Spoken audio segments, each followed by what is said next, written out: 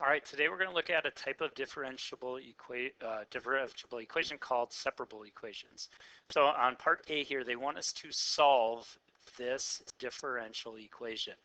To do this, what we're going to do is separate this out. So what I mean by that is we're going to, on one side, we're going to get all the y stuff. On the other side, we're going to get all the x stuff. So to do that, we're going to start by multiplying this side by dx, so we're going to multiply this side by dx.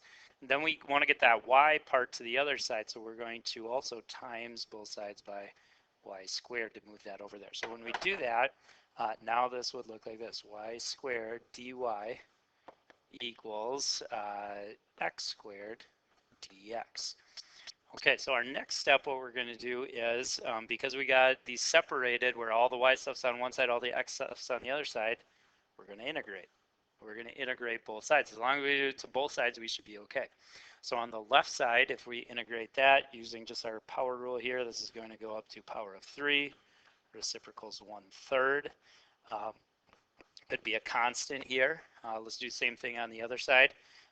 Look very similar here. It'd be 1/3 x cubed plus c.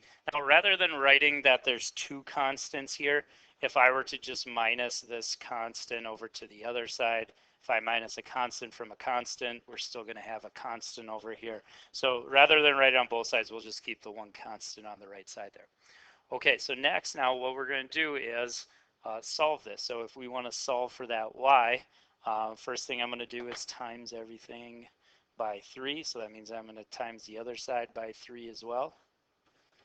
And now I got y cubed being equal to, if I multiply that, that's going to be x cubed. 3 times a constant, still going to be a constant. I don't need to write 3c, it's still just a constant. All right, one last thing now to solve for y.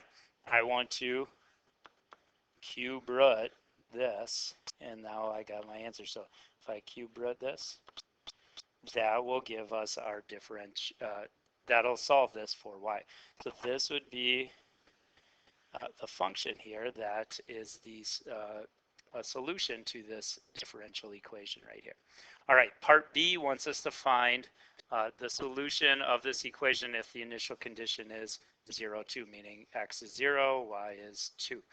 So to find that, what we're going to do here is plug that in to this answer we just got right here. And what that allows us to do is find that missing constant. Okay, so what we're going to do, plug in 0 for x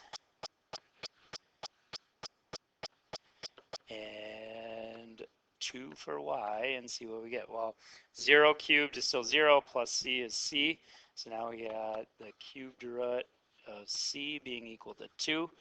To undo that, we want to cube both sides here because cubing will get rid of a cube root.